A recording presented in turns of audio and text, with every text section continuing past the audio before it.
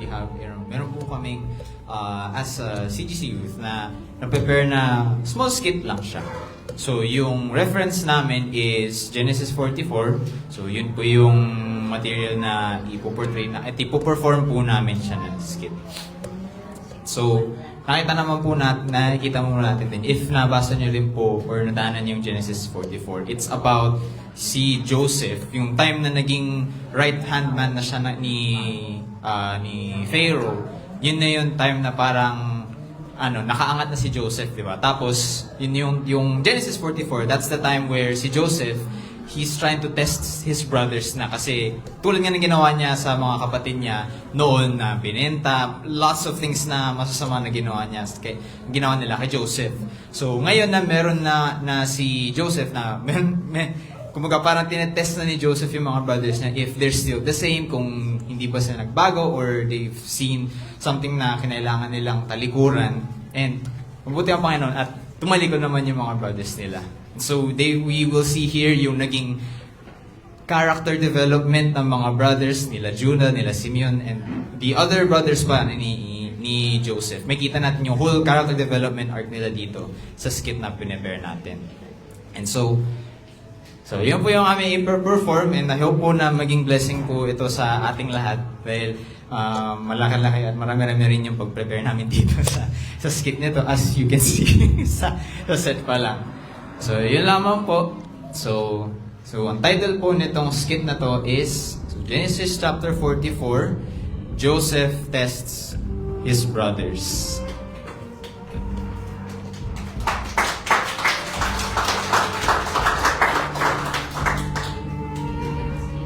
So, Joseph tests his brothers. Then he commanded the steward of his house, "Where are my servants? Call them at once." Yes, my master.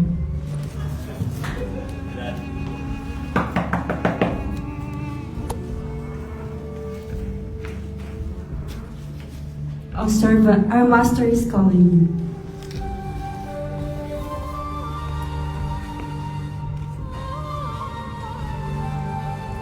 About Judah and his siblings, fill up their sacks with as much food as they can carry, and put their money in the mouth of the sack, and put my cup, my silver cup, in the sack of the youngest. Yes, my lord.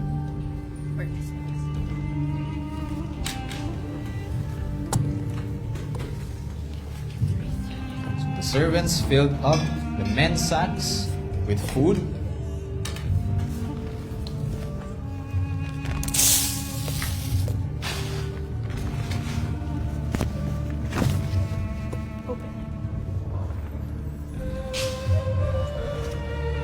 Right after they put the food on the sacks, the silver cup has been placed into the sack of the youngest. And they did as Joseph told them.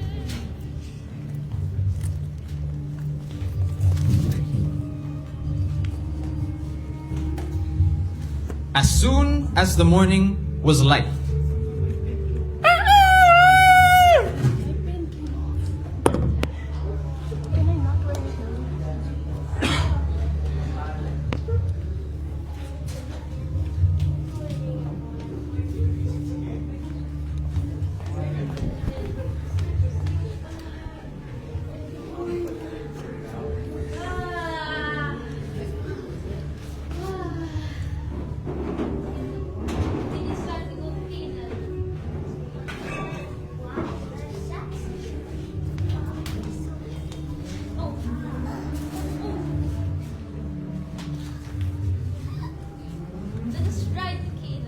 Let us ride to Canaan. Then the men rode their donkeys, got in their sacks, and they were sent away with their donkeys. Meanwhile, Joseph has ordered their other servants.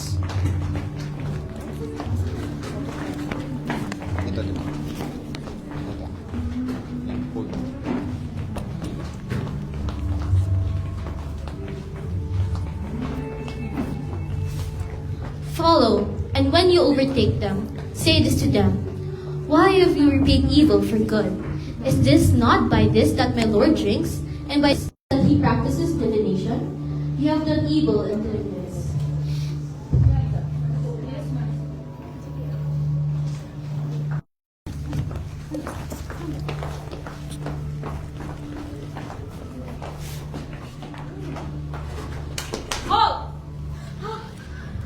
Why have you repaid evil for good? Is it not from this that my Lord drinks, and by this he practices divination? You have done evil in doing this. Why would you say such things to us? Behold, we have returned the money from our sacks. How could we steal from your Lord's house? Whoever among us who is found with it will die, and the rest of us will be your servants. Let it be as you say, but he who is found with it will be my servant, and the rest of you will be innocent.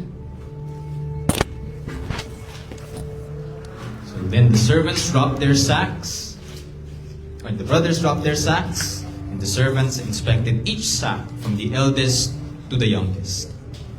It's here! Oh no!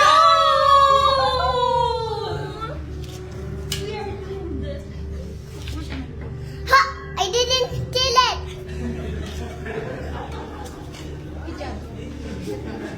And when the silver cup was found, the food and the cup was returned back into their sacks.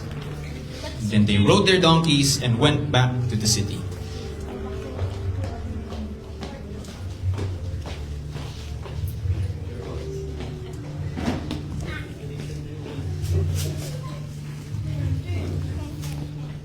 When they returned to the city, they came to Joseph's house.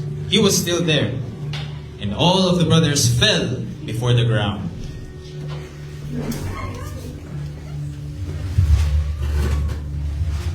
What have you done? Did you not think that a man indeed like me can practice divination? What shall we say to my Lord? Or how should we clear ourselves? God has found us guilty of this sin. Therefore, we are now my Lord's servants. Far be it from me that I should do so. Only the one whose hand was found with my cup shall be my servant. As for you, go up in peace to your father. My Lord, please listen. You asked before if we had a father or a brother, and we said yes. Then you asked us to bring our youngest brother, Benjamin, to you. But we explained that if we do so, your father will die. And still you insisted upon this, that we should bring our youngest brother to you. Go back to Egypt and go buy food.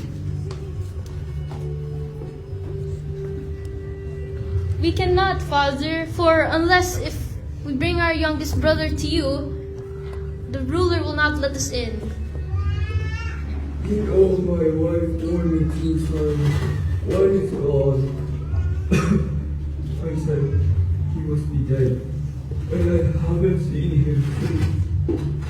You think this other one too, and something happens to him, you will bring down my gray hairs in evil to Sheol. Therefore, if I return to my father, and the boy is not with me, my father will die and bring his gray hairs with sorrow down to Sheol.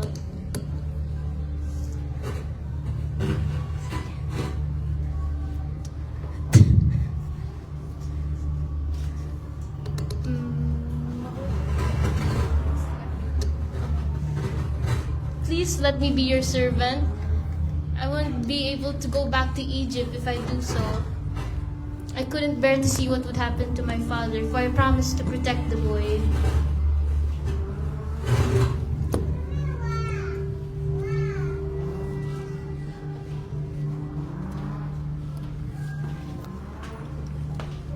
And that concludes Genesis chapter 44 again. And that would be the whole story of Joseph tests his brothers. And so that will be the end. Forward. And that will be the end of our skit. So all kids, line up po tayo dyan. And before we end, let's have at least one reflection po for one of our kids. Yeah, so this is the end of our skit. Our objective was for each of us to see that God has a greater plan, even when we don't see it. Joseph's testing of his brothers shows us that God can use even our mistakes and our foolishness to fulfill his will for the good of his people, and Judah's willingness to stand in the gap for Benjamin points us to Christ and how he took our place and bore the punishment that we deserve. In this chapter, we also see the true meaning of repentance, forgiveness, and that we should show mercy, and that Christ's love must reflect in the way we deal with others. May we trust in God's will and plan, because He is sovereign, and all these things that He allows to happen are for His glory and our good. Thank you.